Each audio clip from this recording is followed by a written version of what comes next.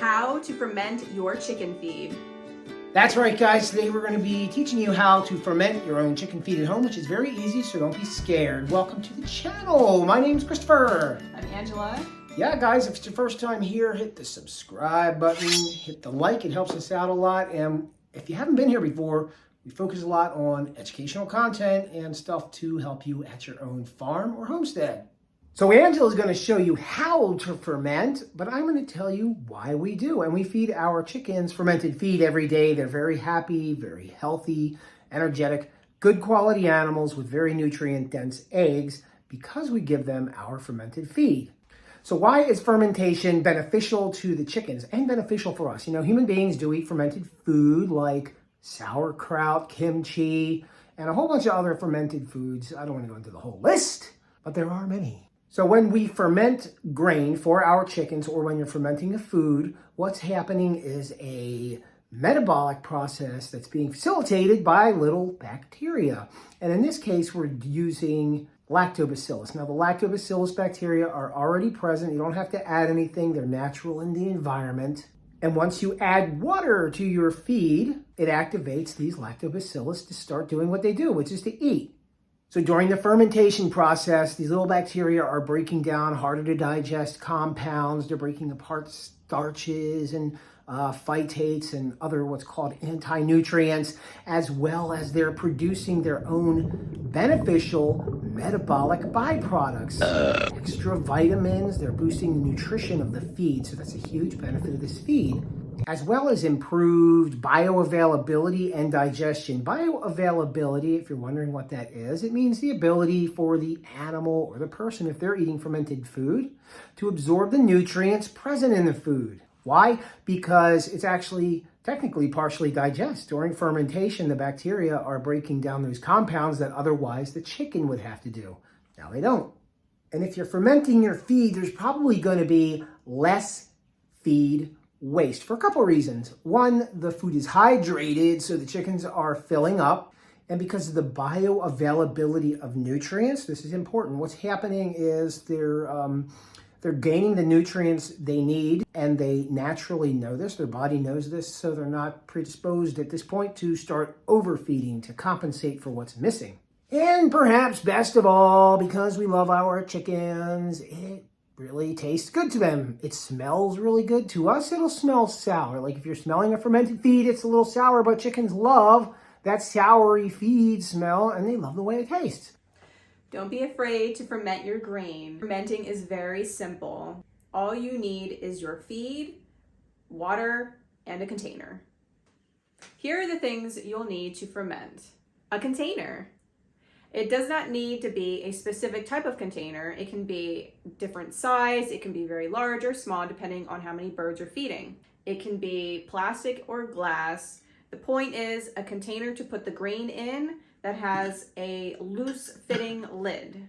Your feed, we use our whole grains that we mix ourselves. You can use any type of feed. Water, obviously, mixing spoon, and a strainer.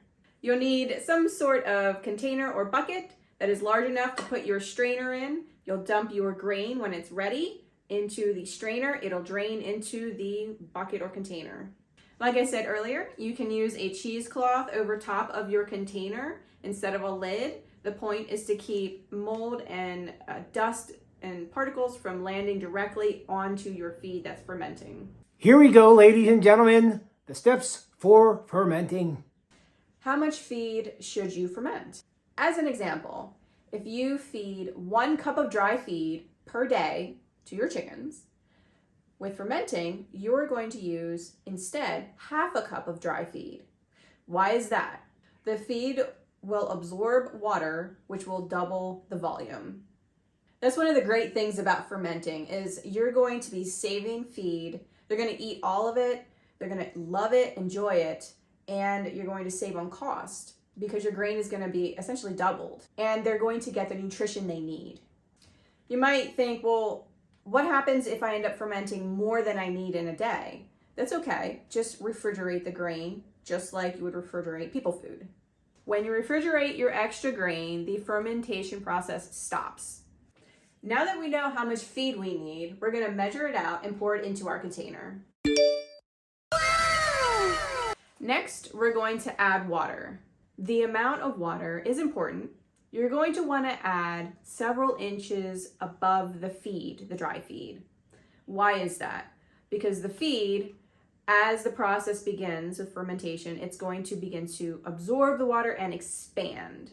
You're going to want the water level to always remain above the feed during this process because it will keep the grain fresh and prevent mold.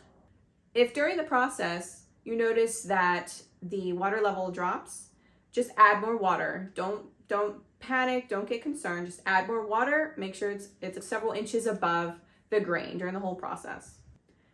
After you pour your water in, just keep in mind it's okay to add plenty of water. The amount of water you use isn't going to affect the fermentation process. The thing you're thinking about is that the grain is well covered with water. So you can use extra water if you want. Then you're gonna stir the feed in the water. And the point is to make sure all of the feed is well mixed with water. You don't wanna have pockets of grain where it's clumping. It kind of like mixing flour with water. You don't wanna have clumps of grain that's dry in there. You want it all well dispersed with water. Speaking of stirring, you're going to want to stir the feed 2 to 3 times a day and stir it well, and that will ensure that all the grain is properly fermenting. Otherwise, you might end up with grain at the bottom, like compacted and just not evenly fermented. Now, if you have feed that's floating, depending on what type of feed you're using, don't worry about it. It's totally fine because you're gonna have a cover, and you stirring 2 to 3 times a day is going to be moving that feed around in the water and keeping it nice and wet.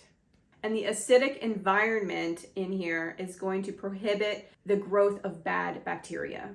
The container should be covered with a loose fitting lid. The objective is to prevent dust and mold spores from floating in whatever environment the container is in, floating and falling onto the surface area of the grain.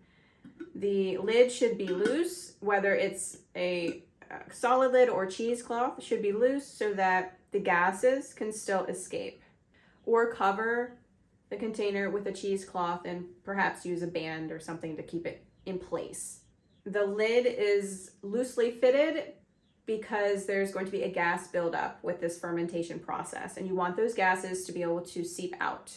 Ooh, cool. So now we have our grain covered. It's starting to ferment. So, like, how long do I have to ferment this? And what kind of room temperature should I have this in? Is it okay to be cold? Should it be hot? What if it's summer or winter? So now the feed is fermenting. As it's fermenting, you're going to be stirring it 2 to 3 times a day and adding water if needed.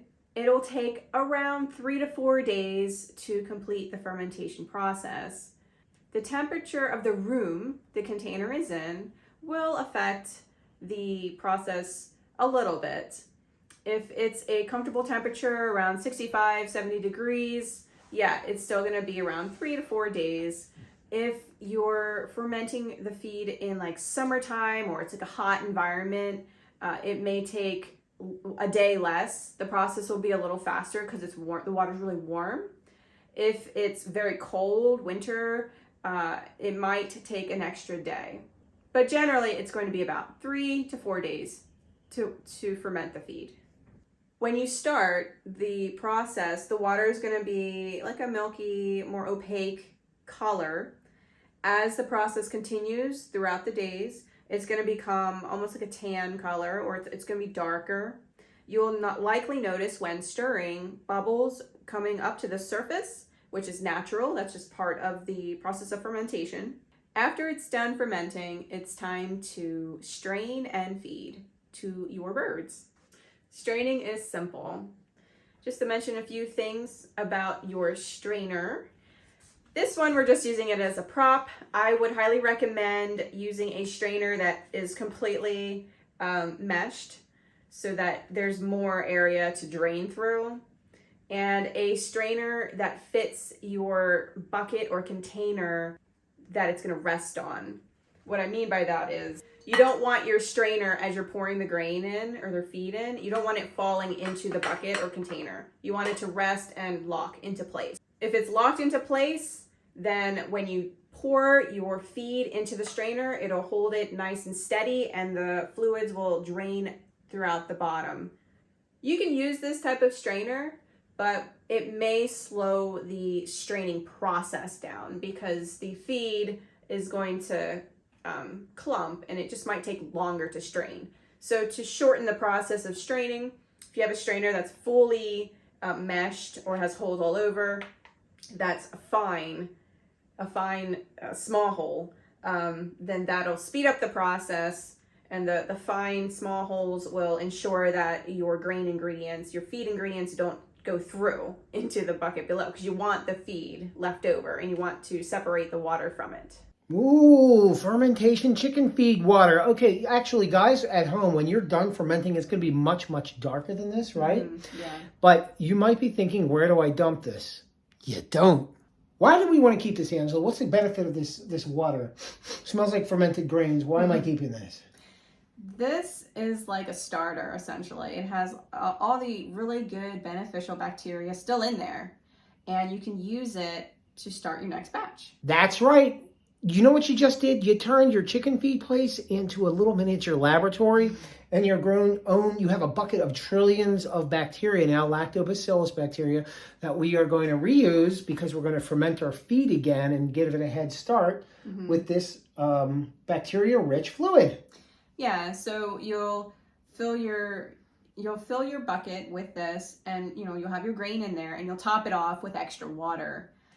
Reusing your fermented water might even speed up the process. So it's possible it could cut your days down by a day. You just monitor how your grain's looking. All right, our delicious fermented feed is all done, and I already fed my chickens, and I have a bunch left over because I made a huge batch. So what am I going to do? You're going to store it in containers in the refrigerator like leftover food. And it'll keep for a while. How long will my refrigerated feed keep? For about a week. It's similar to, people food. Leftover Chinese or something. I would recommend serving a daily serving amount for your chickens. And that's going to be a trial error kind of thing. You'll determine based on their eating habits, how fast they eat, and how much is ideal for that type of breed to eat in a day. And I bet they go really wild for this delicious new food. Yes, they will love it. It will taste and smell very yummy to them. Wow, so that's really cool. And like I mentioned at the beginning of this video, it's really beneficial to feed fermented grain or fermented feed to your birds, or for you to eat your own fermented feed. The process of fermentation creates this acidic bath, the water, the lactobacillus or the bacteria in there, because of their metabolic process, are creating an acidic environment, and it's keeping the bad bacteria from growing. They don't like it in that kind of environment. So the food's not decomposing, it's fermenting, which are very different processes. As well as when those little bacteria are eating, they're producing byproducts, which are nutritionally beneficial for the chicken. Fermented feed, it's not only nutritionally denser, it has more nutrients, but it's easier for the birds to digest, or if you're eating a fermented food, it's easier for your body to digest. And another huge benefit to fermenting your feed, that feed is going to help boost your bird's immune system. We all want to have healthy birds. We don't like going to the vets. Feeding them a good food, a nutritionally dense food, as well as a probiotic food, such as your fermented feeds, is good for your birds.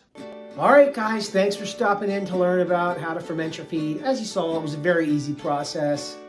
You've been doing this a while, right? I have. I've been doing this for several years. Yeah, and the birds are extremely healthy and happy. So guys, thanks for stopping in. Again, if you're new, what should they do?